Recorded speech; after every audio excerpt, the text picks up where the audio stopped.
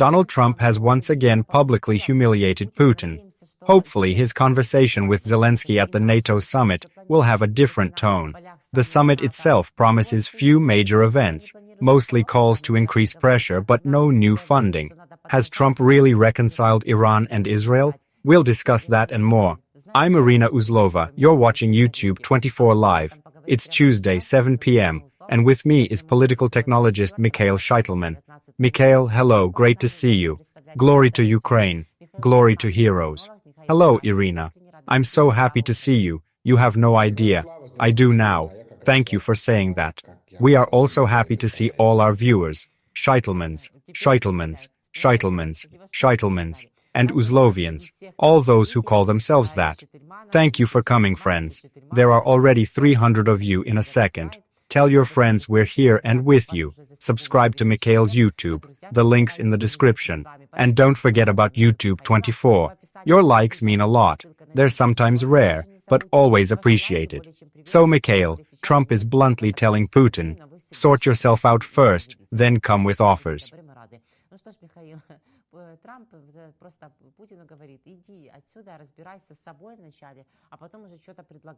U.S. President Donald Trump reiterated to reporters that Putin himself asked him if he wanted help in resolving the conflict between Israel and Iran. I would like to make an agreement with Russia, Trump said, referring to the war in Ukraine. As you know, Vladimir called me. He asked, "Can I help you with Iran?" I replied, "No, I don't need help with Iran. I need help with you. I hope we make a deal with Russia." And last week, he said 6,000 military personnel died. Again, Trump did the math. He loves that. Trump seems to be recalling an earlier conversation from June 18th, when he said Putin offered help, and Trump replied, "Go offer it somewhere else. Mediate at your place first." Now he's repeating it. Meanwhile, Putin seems sidelined. Iranian FM Abbas Araghchi visited Moscow, and Peskov claimed Russia helped Iran with its position. Quite the help. So, Mykhailo, what do you make of Trump's latest message?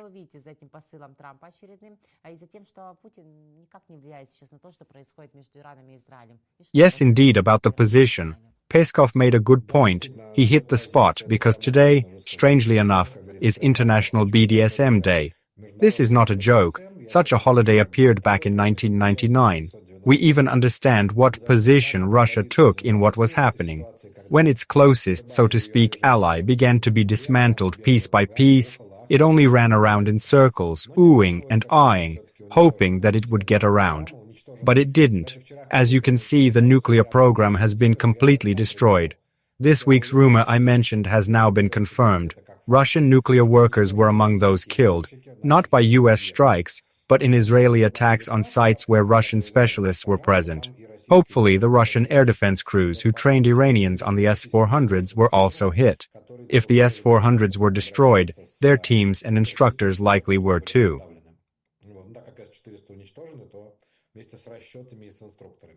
That is perhaps the entire role of the Russian Federation in this war. They could do nothing more. And in general, a ceasefire has probably been concluded today. Not peace, of course, but just a ceasefire. But that's probably what happened. Trump claimed credit, but in reality it was Iran and Israel, with Qatar's mediation, that made it happen. That's good news for Israel, Ukraine, and others. But there's a downside. The Iranian regime wasn't overthrown. Not that Israel was expected to do that. Clearly, Iran agreed to the ceasefire to preserve its regime. When Trump said, "Time for regime change," and Netanyahu echoed it, Tehran realized things were getting serious.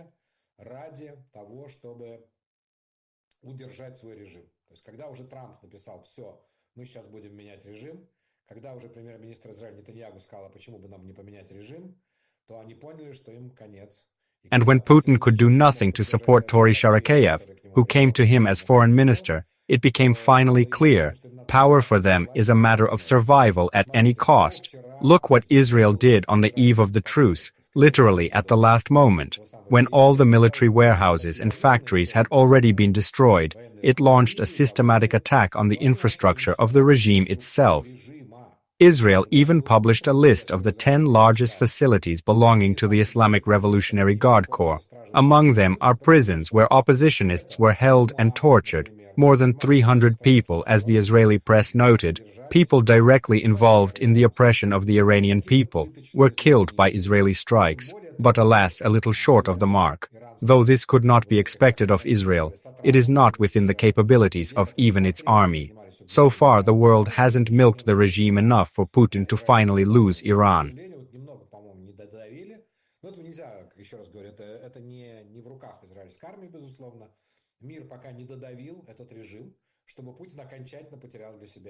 This would be the ideal solution.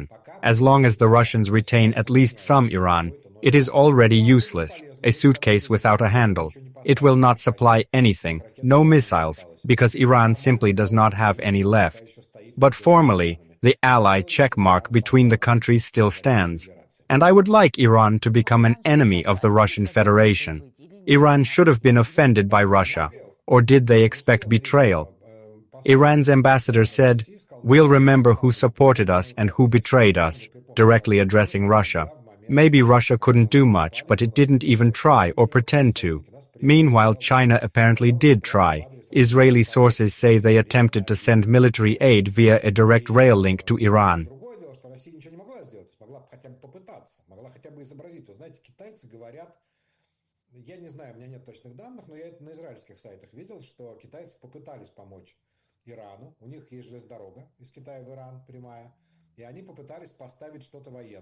The Israeli Air Force wiped everything out in seconds, but China at least tried to send military aid.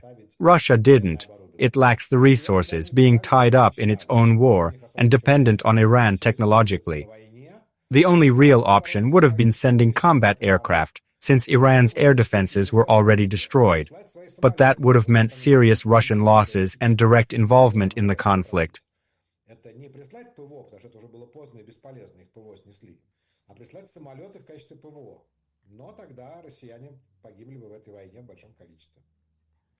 The Telegraph newspaper writes that the U.S. strike against Iran has become another embarrassment for Putin, because Russian air defense systems, S-300, S-400, and even the hyped S-500, failed to prove themselves.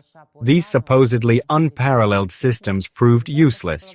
If the U.S. had supported Ukraine like it did Israel, and strikes on Russian territory were more intense, Russia's air defenses would have failed just as badly. Many operations are already underway, and much of Russia's military infrastructure is destroyed. Mykhailo, losing nearly a third of its aircraft is a massive blow. It's a disgrace, and with more U.S. support, Russia could have ended up like Iran. Well, yes, that's actually how it worked out. It's just that the scale was a bit different for us. Not with aircraft and missiles, but with slow airplane-type drones, and even those are being shot down. What if we had used Tomahawks? What if we had airplanes that could reach their targets? Because even now, when we strike with ballistic missiles, although no, I think ATACMS is ballistic, or cruise missiles, such as our Neptune or Western Storm Shadow and Scalp, the Russian air defense simply cannot cope. Where is it? Where was the air defense system on the cruiser Moskva? Let us recall, 2 missiles and the cruiser went down, despite the fact that it was equipped with all the most modern air defense systems Russia has. Where is the headquarters of the Black Sea Fleet now? It no longer exists, demolished by our missiles. Where are their air defenses? Where are the short-range airfields in Crimea? They're gone. Where is their Black Sea Fleet? Drowned. Где штаб Черноморского флота? Давайте вспомним, его нет. Почему? Он снесен нашими ракетами. Где их ПВО? Нет. Где их аэродромы? Ближние какие-то в Крыму. Нету этих аэродромов. Где их Черноморский флот? Утонул. And all of this is possible precisely because they don't have a full-fledged air defense system. Formally, it exists, but in reality, it is extremely weak and can only shoot down slow targets like drones. We ourselves sometimes shoot down such devices with machine guns, but it is getting more and more difficult.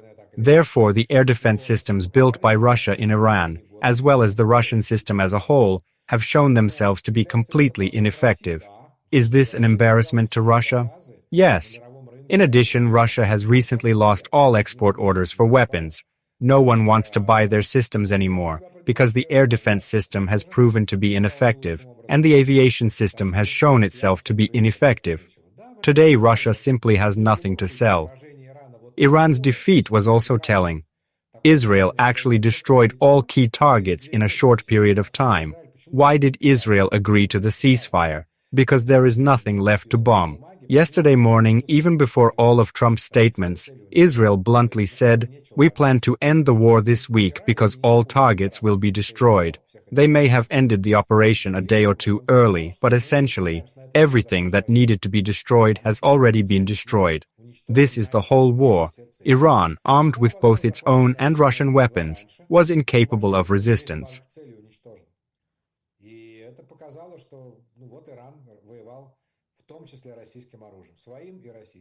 Come on, give us likes. For Iryna, for Mykhailo.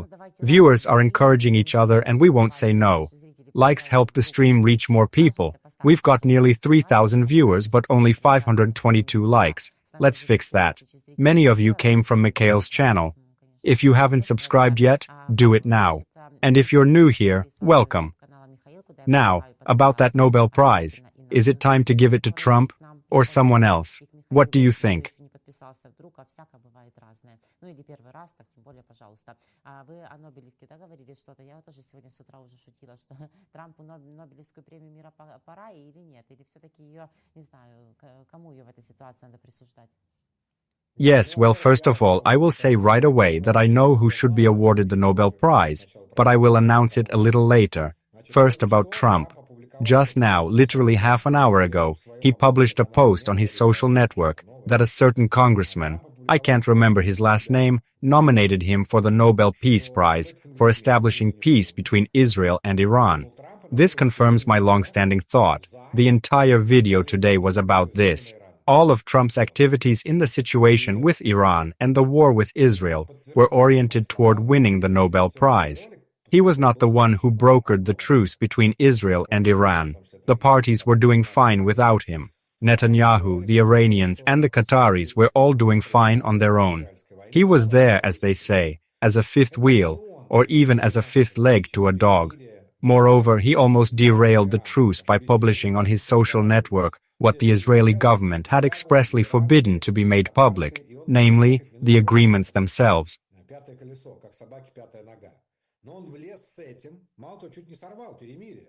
Потому что он начал публиковать у себя в соцсети то, что запрещено было к публикации израильским правительством, а именно все эти договоренности. He was the first to publish the agreements just to get the Nobel Prize, you know, while jeopardizing the lives of Israelis. Well, Iranians, okay, but Israelis. And today I even conducted a poll in my Telegram channel.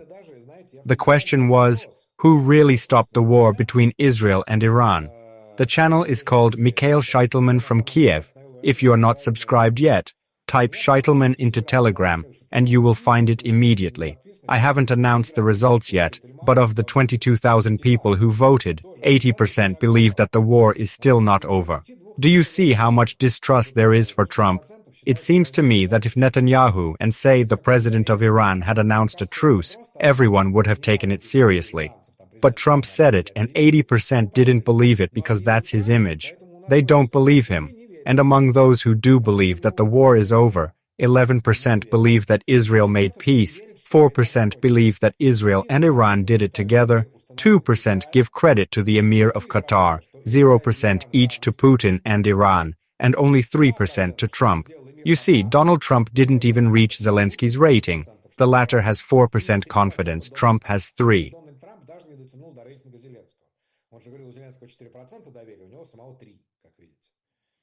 Assuming that peace does get made, we see that Israel comes first and the joint efforts of Israel and Iran come second. But Trump, of course, wants the Nobel Peace Prize. And I put forward a new slogan today, a serious bid, I understand. It's important and maybe new for the people of Channel 24 to hear, but I believe that Channel Sheitelman, I'm sorry, Iryna, to say this in front of you, is more deserving of the Nobel Peace Prize than Donald Trump.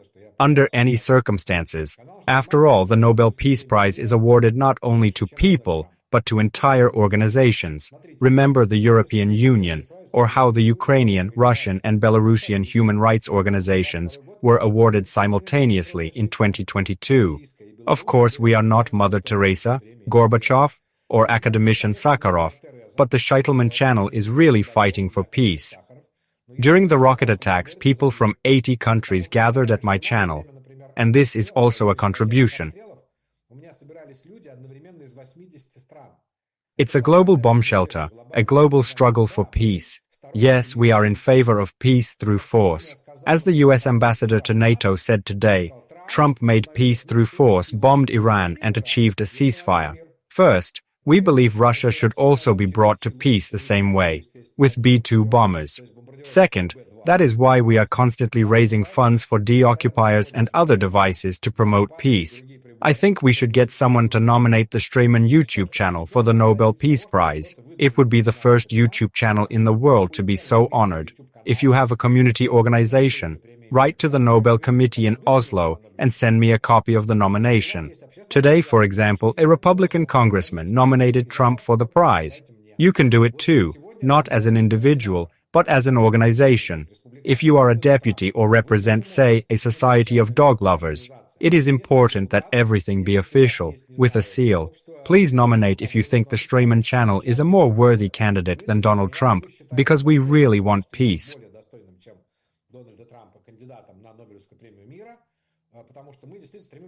We strive for the deoccupation of Ukraine, the restoration of territorial integrity, international law, the condemnation of all war criminals, and the return of all abducted children.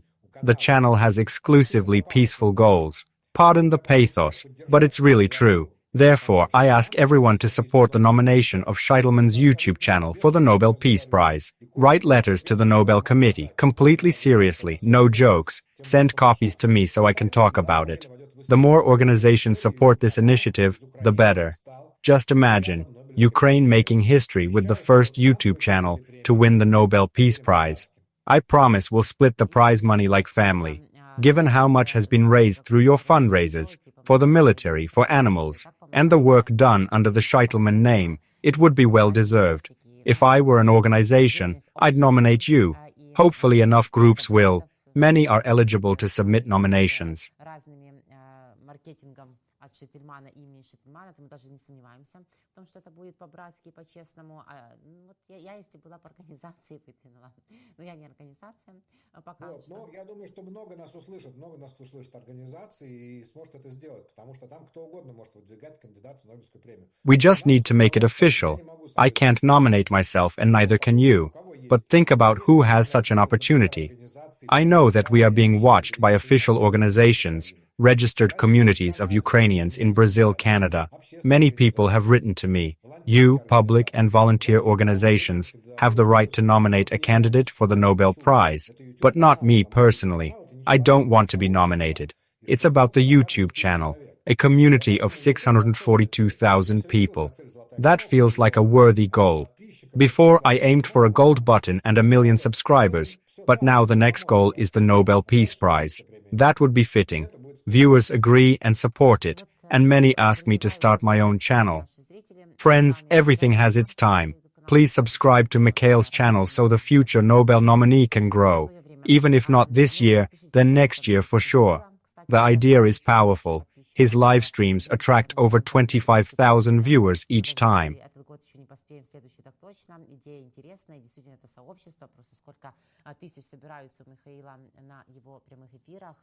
Больше 25 тысяч каждый раз. There were 40,000 on Sunday. Where else do 40,000 people gather at the same time? Every week, and sometimes 50, 60,000. Are we not worthy? Who is more deserving of the Nobel Peace Prize, Donald Trump or YouTube channel Sheitelman? Here's a simple, almost rhetorical question for our viewers, especially those who are with us all the time and listening to us. Over 1,000 likes already. Thank you, friends. Iryna, I just had a thought and had to share it. After the war, when Ukraine restores its territory, frees all kidnapped and gets reparations, its mission could be to build global peace. Imagine volunteers working for peace after victory. We're in the toughest war of the century and know its cost. Ukraine is the hardest hit, but it can become a leader not just of war and sacrifice, but of world peace. самую тяжелую войну 21 века. Украина самая пострадавшая в войне страна в 21 веке. Поэтому Украина может стать лидером мира, чтобы ассоциация со словом Украина была не только слово война и жертва войны, но и ассоциацией была страна, которая борется за мир во всем мире. I think the place to start is Sheitelman's YouTube channel. Be sure to subscribe. We have 4,500 live viewers here on YouTube 24, where you're watching now. Please subscribe here too if you can. Michael, what do you think? Is Iran finished? Will it not retaliate? What about its nuclear program? J.D. Vance says it's all eliminated, but what if it's just a delayed conflict?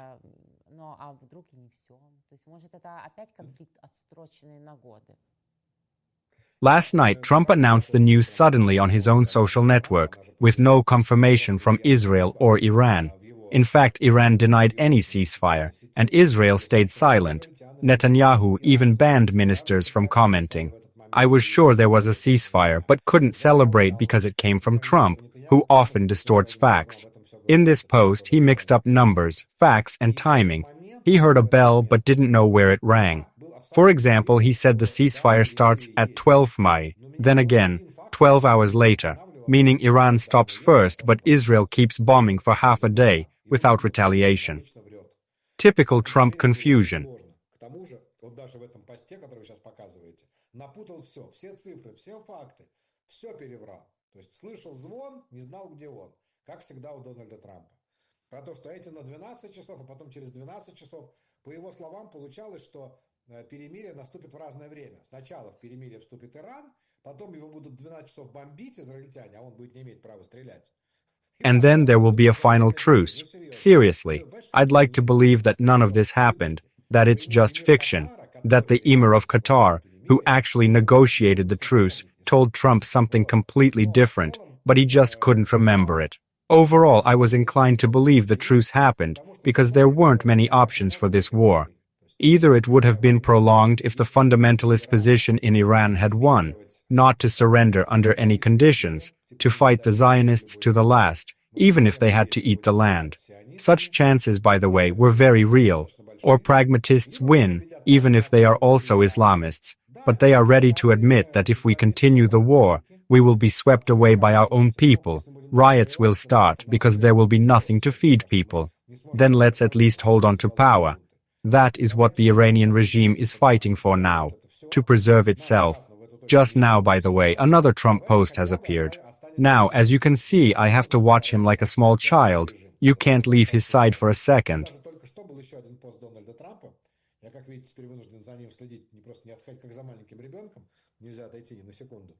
He said that China can now buy Iranian oil as much as it wants. Previously, Trump said, if China continues to buy Iranian oil, I will impose sanctions. And now he writes, now buy, we are not sorry. Because according to him, the funds from the sale of oil will no longer go to the creation of nuclear weapons, because they are impossible to produce in the coming decades, and not to the construction of missiles, because even if they start, the result is known. Opposition Iranian channels wrote, what is bombed now is 30 years of prosperity that Iranian society could have had. After all, for 3 decades, all the oil revenues went not to medicine, education, or infrastructure, but to nuclear facilities and missile factories, and all of that turned out to be destroyed. If the Ayatollahs now announce that they will start the missile and nuclear program all over again, the question arises, are you serious? You saw how ineffective it was. You were just wiped out in 12 days. Maybe we should divert the funds to something else.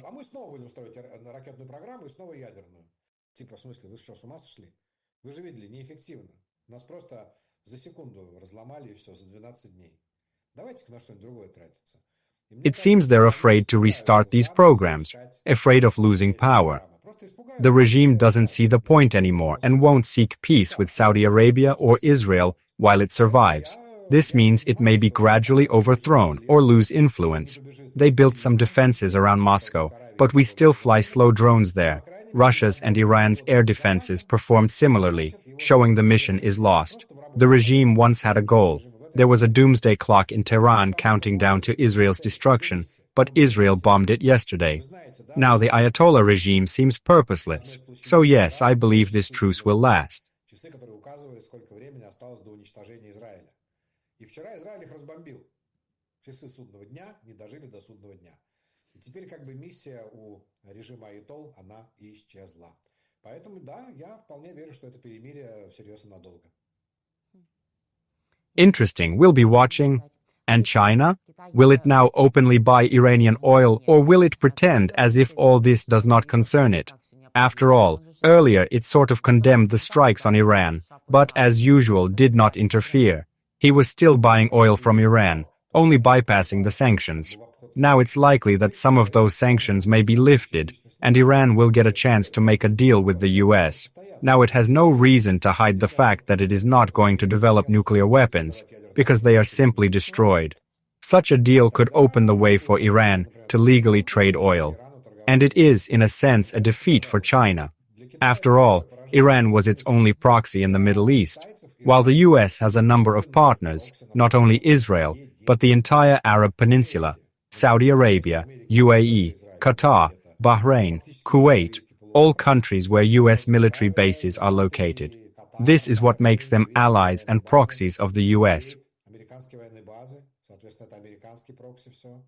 Syria is under Turkish influence. Egypt and Jordan lean toward the U.S. Iran was left with Lebanon as a proxy, and China controlled Iran, which in turn influenced Lebanon and Yemen. But Iran's current state makes missile supplies to Yemen and Lebanon unlikely, weakening China's role in the Middle East. Russia's actions, terrorism, and Hamas have been through Syria, where its Middle East terrorist HQ was located. China's influence centered in Iran remains but is weakening. Russia was pushed out earlier. Now China is being pushed out too. Though Iran's regime survived, this is a major U.S. win over both Russia and China. Российский штаб терроризма ближневосточного находился в Сирии, то китайский находился в Иране и находится. И вот Россию выбили с Ближнего Востока тогда, Китай выбили сейчас почти не до конца, потому что режим уцелел. Но это в этом смысле отличная победа над Россией, над Китаем для американцев. Michael, moving on. Will there be victories after the NATO summit? Everyone's gathering. Zelenskyy met the Dutch PM in The Hague, a symbolic and good venue. The main topic is allocating 5% of GDP to defense. Zelenskyy warned that Russia is a long-term threat and may start a war against NATO within 5 years. He also said Putin won't openly declare war. It's clear already. Let's hear the president in Ukrainian with translation, then discuss what to expect from the summit and Zelensky's meeting with Trump, which Trump has confirmed. В рамках Североатлантического альянса, что Путин не собирается прекращать войну, это понятно. Давайте послушаем его на украинском, президент, хоть в переводе на украинском, но мы это точно поймем и будем обсуждать, чего же ждать от этого саммита НАТО и от встречи Зеленского с Трампом. Вроде все и все указывают на то, даже сам Трамп, что она должна состояться. There is no indication that Putin wants to end this war. Russia rejects all peace proposals, including those coming from the United States. Putin thinks only of war. That's a fact. Perhaps he links his political survival to his ability to continue killing. The longer he kills, the longer he lives. Our intelligence confirms this. Russia is planning new military operations on NATO territory. This means that your countries, just like Ukraine, will become objects of this war. We can stop Putin now in Ukraine, but we should be aware that his agenda goes beyond the borders of our state. European countries must increase their defense spending. We are convinced that 5% of GDP is the appropriate level. Such a level will help to destroy the Russian illusion that the war with Europe can bring them benefits. This illusion should be destroyed as soon as possible, and along with it, Russia's ability to continue the war against Ukraine. It is better to criticize Russia where the war began.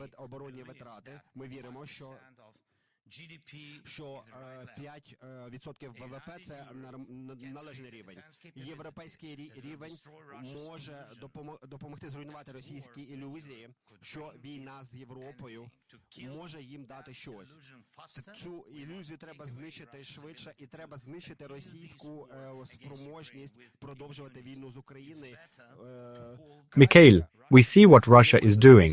During the NATO summit, they strike the Dnieper and railroads in Dnepropetrovsk. Almost 200 wounded, over a dozen dead. This recurring pattern is clearly genocidal. Notably, they always launch such attacks during major international events like the G7 or NATO summits. It seems to be a deliberate part of their foreign policy. They just keep doing it. Мероприятия, саммит G7, удар по Киеву, вот, саммит НАТО, удар по Днепру, они еще и специально такое делают просто дальше. A day of mourning, 16 dead. I admittedly did not expect such a thing when I recorded the video. Forgive me, people of Dnipro, I told you about everything, but at that time it did not look like a real tragedy. It was clear that it was horrible, but we did not realize the scale. 170 wounded in one strike, and they're still striking. Yes, it's hard to say such words on days like this, but thankfully it's no longer just Zelensky's view that Russia is preparing an attack on NATO. It's also the position of Rutte, the NATO Secretary General, who has said that Russia could attack NATO within about 5 years. There was also Merz speaking today, who said that the defense of Lithuania is as important to him as the defense of Germany. A very strong statement. And the NATO summit, which began today and continues tomorrow, could prove to be extremely scandalous, at least in this part. It could either lead to a split of the alliance or, on the contrary, to its consolidation. I won't venture to predict that yet, but Trump arrived at the summit with the intention of splintering, already expressing rebukes and claims in advance.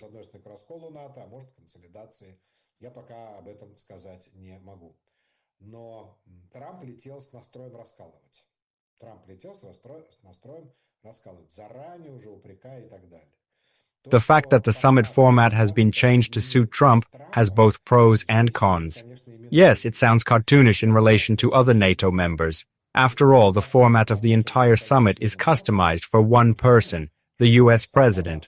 Usually the summit lasts 2 days, there are 3 sessions on different topics, and the final document last year had 55 paragraphs. This year it was originally said that it would be 5 paragraphs. Imagine, just 5 instead of 55. An A4 sheet of paper.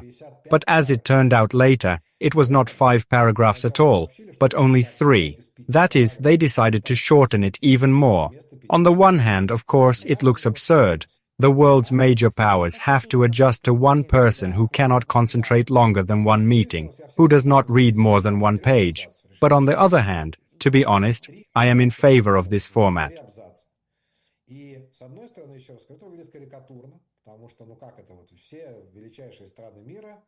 Вынуждены подстраиваться под одного человека, потому что он не способен сосредоточиться больше, чем на одну встречу, иначе он улетит, не способен прочитать больше одной страницы и так далее. Но с другой стороны, я за, ну вот честно, я за такой формат. If I were asked to develop a format, and I do get asked sometimes, I would propose just such a format. Because there is one main issue, not 100, but one, the consolidation of NATO in the issue of war against Russia. This requires funding at 5% of GDP. That's why Zelenskyy talks about 5% and supports this idea. In order to defeat Russia and literally crush it like Israel crushed Iran, significant military expenditures are needed. If even just the European part of NATO were to allocate 5% of GDP, that would amount to about $1 trillion, plus another trillion from the U.S. A $2 trillion military budget could overwhelm Russia to the point where it would be swept away, like a steamroller, without Russia noticing it existed. This is the ideal way, peace through strength. And that's why, paradoxically, despite the cartoonishness and absurdity of such an organization of the process, Trump turns out to be the most modern politician in their ranks, despite his age. Because today you can't write documents longer than 1 A4 sheet.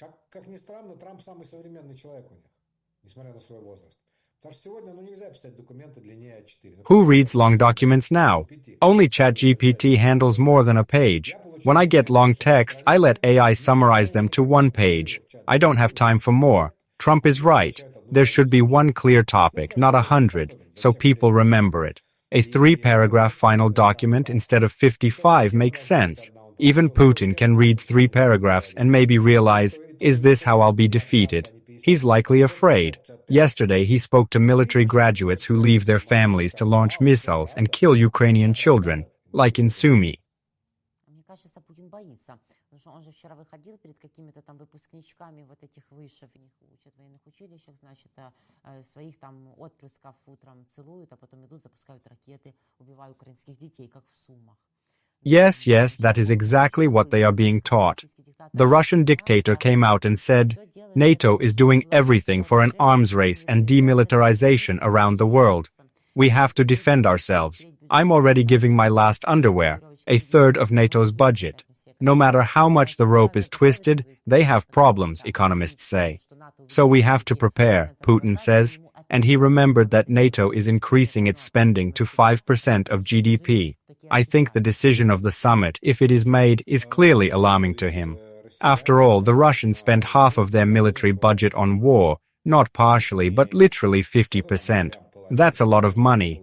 Moreover, they spend half of the country's entire budget, not a third. Official figures for last year showed 40%, while the budget for 2025 already includes 50%. And this is without any hidden items. Everything is direct spending. At a recent international economic forum, Economy Minister Mersulunov stated bluntly, to continue financing the military-industrial complex, they take loans. Международный экономический форум, там выступал Мерсуланов, министр экономики. И он сказал, что мы, чтобы финансировать вот этот ВПК, военно-промышленный комплекс, мы берем кредиты. Where does the money come from? From the National Welfare Fund, pension savings, and so on. In other words, they are actually eating up the future of the country by issuing loans to the military-industrial complex out of these funds. And how will it pay them back? On what income? After all these tanks will be burned, missiles will be blown up. This is not an investment, not something that brings profit or pays off. Especially after Russia was thrown out of the international arms market, no profit can be expected. That's why Putin is scared. He's not so stupid, by the way. At least he's learned one thing for sure. At the end of 2023, I think in his address to the Federal Assembly, he said that the Soviet Union collapsed because of military expenditures that reached 11% of GDP. The damned capitalists forced us into an arms race, and the Union collapsed. And now, according to some reports, Russia spends exactly the same amount on the army. И он сказал, что Советский Союз рухнул из-за того, что тратил 11% ВВП на военные расходы. 11% ВВП. Говорит, вынудили нас тогда, советских людей, вот эти проклятые капиталисты, гонку вооружений, и из-за этого Советский Союз развалился.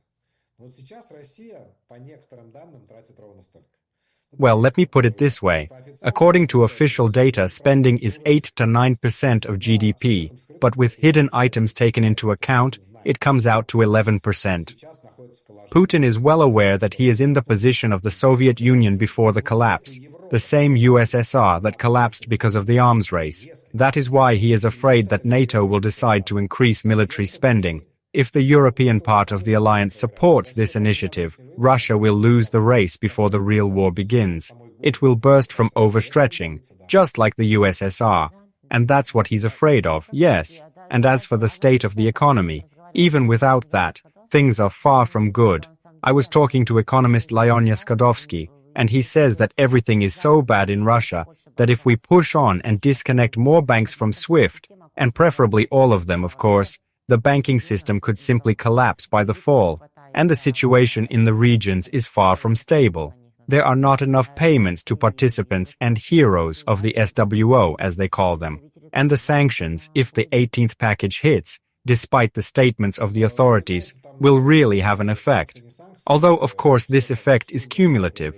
I will not claim that the Russian economy is dying, that would be an exaggeration. But there are more than enough problems there. But we have an absolutely crucial story this week. By the way, today is not only BDSM Day, as you, Iryna, know very well. Today is also Women in International Diplomacy Day, an international holiday on June 24th. I saw this accidentally on Facebook, and at first I thought, what's the difference? Just a woman or a woman in international diplomacy. And then I realized to whom from Ukraine this day should be dedicated. Of course, Kay Kallas, the head of EU diplomacy. This week she will have the hardest fight for you and me, for Ukraine. Tomorrow all participants of the summit in The Hague will fly to Brussels for the meeting of EU leaders, where Zelenskyy has also been invited, and where the decision on the 18th package of sanctions will be made. Yesterday, Slovakia's foreign minister said that together with Hungary they plan to block this package. But yesterday, Kaja Kallas said that she would convince them, and the package would be adopted. Today, Slovakia has already signaled that it is ready to vote for the package under certain conditions. Сегодня уже Словакия сказала, да, вчера же Кая Каллас сказала, что она их все-таки уговорит, додавит их, и на этой неделе пакет будет принят. Сегодня уже Словакия сказала, что она готова проголосовать за пакет при определенных условиях. And I think we should wish success to Kay Kallas, because if the 18th package comes out with the content we hope for, with a complete ban on the use of Nord Stream 1 and 2, possibly with new prices for Russian oil and with banking restrictions, it will be a real celebration in our street. We are already more than 7,200 people on the air. Thank you for your activity, friends. Don't forget to ask questions, give us likes and subscribe to Mykhail's YouTube, as well as to YouTube 24. Our viewers also remember Merz and say that he is also ready, as they say, to tear his shirt off for Ukraine. Although Germany, Great Britain and France are helping in any way they can. This is first of all. And secondly, when we talk about the 5% of GDP that NATO countries are going to allocate for defense, it is important to understand that the higher this percentage is, the more Ukraine will get. The story is that now, as I understand it, Rutte has lobbied for military aid to Ukraine to be offset against this 5%. For example, Germany. How much GDP does it have? I think it's about 3 trillion probably. I will not tell you the exact figure, but the order is as follows. Ну, например, Германия, давайте посмотрим. Вот Германии ВВП сколько? Я думаю, что триллионов 3, да, наверное. Я так сходу не знаю. No, more than $4.5 trillion. That was Germany's GDP in 2023. Germany will spend 10 billion euros on military aid to Ukraine this year, and in dollars it's even more, about 12 billion. This, of course, is not 1%, but about 0.25% of GDP. That is, out of the 5% that is planned to be spent on defense, 0.25% is already provided through aid to Ukraine, and this is counted by Germany. And you can invest this 5% in different ways. You can invest it in irreplaceable expenses like feeding reservists, and you can invest it in capital investments, such as building military factories. And if you invest in a factory, it must be loaded with orders. What kind of orders? Of course, the production of shells for Ukraine. In this case, Germany wins twice. It both transfers the shells and produces them at home, paying salaries to its own workers. In essence, it pays for its own military aid. This is exactly the approach that is being counted on. So bypassing the Trump policy, Europe is going to finance large-scale support for Ukraine. Ursula, Kaja Kallas and Rutte are actively working in this direction. И она же произвела это на своих заводах, выплатив зарплату своим рабочим еще эти деньги. Так что она сама себе как бы заплатила за эти снаряды. Вот на это наш расчет. То есть вот таким способом, в обход, кстати говоря, трамповской политики, Европа собирается финансировать по большому счету в этом планы Урсулы и Кая Каллас и Рютте по финансированию военных расходов Украины. Speaking about the fact that not only Kaja Kallas will be actively involved, but the whole diplomacy in general, our viewers remind us that Hungary can just go out for coffee or go to the toilet. They have already done that. But let's get to the bottom of this. What is Hungary's position? On current issues, it has no loud objections. We have not heard any protests against the idea of 5% of GDP for defense. By the way, Hungary is not the most passive. It spends 2.11% of GDP on defense, which by NATO standards puts it in the middle of the list. The leader is Poland, with a little more than 4%, and at the bottom of the list is Spain, with a little more than 1%. So Hungary isn't lagging behind at all and doesn't mind spending. It is moving in Trump's fairway, so no harm is likely to come from it at the NATO summit. The only nuance is the final declaration. Since it has only 3 paragraphs, there will be no direct mention of Ukraine. But on the other hand, the decision of last year's NATO summit in Washington remains in force. Ukraine is not just invited, it is joining NATO. So even without a mention in this document, the course remains the same. С одной стороны. С другой стороны, последнее решение, саммит НАТО в Вашингтоне, что Украина идет в НАТО. Не то, что мы вас приглашаем, но как бы идет в НАТО.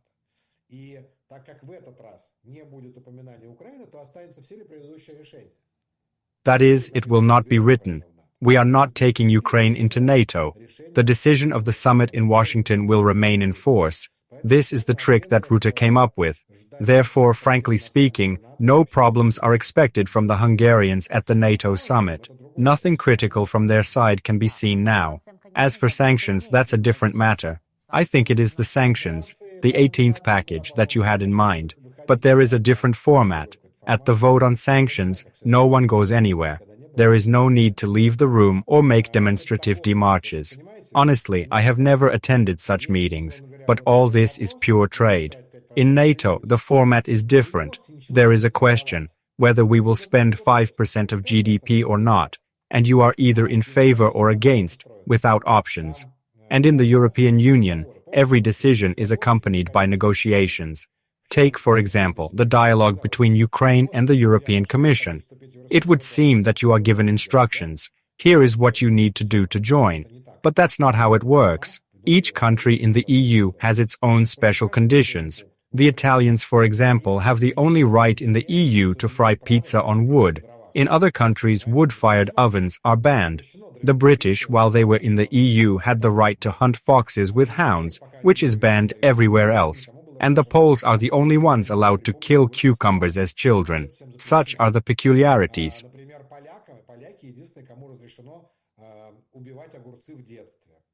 That is when they haven't grown yet. Gherkins. In the European Union, by the way, it is otherwise forbidden. So this is one of the exceptions that some countries have bargained for. Latvians, for example, used to be allowed to smoke sprats with real smoke, but then they banned it. Now only artificial smoke. And Hungary, as usual, will simply get its preferences in exchange for agreement on sanctions. For example, like with the oil restrictions, an exception will be made for the plant's pipeline oil in exchange for a vote. This isn't a walked out and it's decided without me vote, but a real negotiation Kaja Kallas faces. Trump confirmed he might meet Zelenskyy at the NATO summit. How can they avoid a fight? And what should they even ask for? Or, as usual, nothing. If I were Zelenskyy, I'd say, the Nobel Prize should go not to Sheitelman's YouTube channel, but to you, Donald.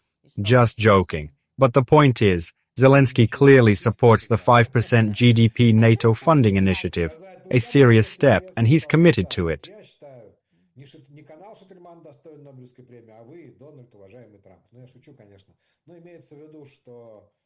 Давайте так, Зеленский, вот посмотрите на его речь. Он что поддержал? Поддержал идею 5% расходов ВВП на НАТО. Круто, круто. То есть уже как бы в этой канве следует. We don't ask for anything for free, and that's important. We ask for money. If they say, make peace, we say we will. But frankly speaking, I do not believe in the effectiveness of personal meetings with Trump. The effectiveness of meetings with Biden was obvious.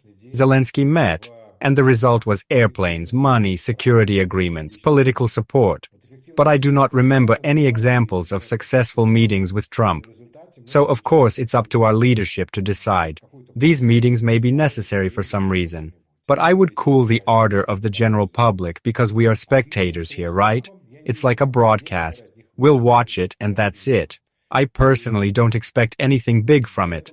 God willing, everything will go quietly and without excesses. And that's all thanks. Yes, never ask for anything. Offer it yourself. I don't want to quote, but nevertheless, you got the hint. Iryna, you and I are on the same wavelength, that's what I was saying. Smart people, modest, not to give or take. Although who is modesty beautiful? Let's not talk about it.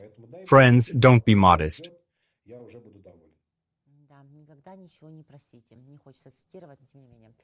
Да я на это и намекал, Ирина, у нас мысли-то сошлись, да. Я на это и намекал, конечно. Умные люди, скромные, где-то не взять. Скромные, главное, да, достигнуть. Хотя кого накрасить, давайте уж не будем, да. Друзья, да, не скромничайте. Michael, well, it's getting closer to completion. At least Friedrich Merz and Alexander Stubb, the Chancellor of Germany and the President of Finland, managed at least not to quarrel with Trump, and perhaps to get something. But Putin seems to have his own way to The Hague, and I hope they will take him there. Let him sit there. We hope that Merz, Stubb, and perhaps even Trump will be able to reach such conclusions. The mere fact that they have gotten there is already an accomplishment. As I always say, the wrong people have been called to The Hague again. Thank you, Mikhail. We're always happy to have you.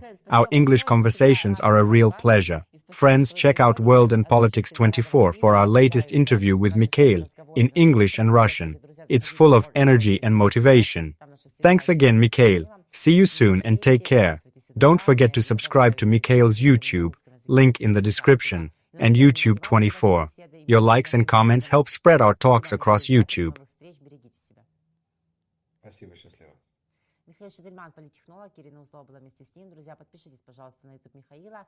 Ссылка в описании под этим видео и на YouTube 24-го тоже не забудьте. Лайки, комментарии, все это приветствуется и позволяет нашим беседам продвигаться просторами YouTube.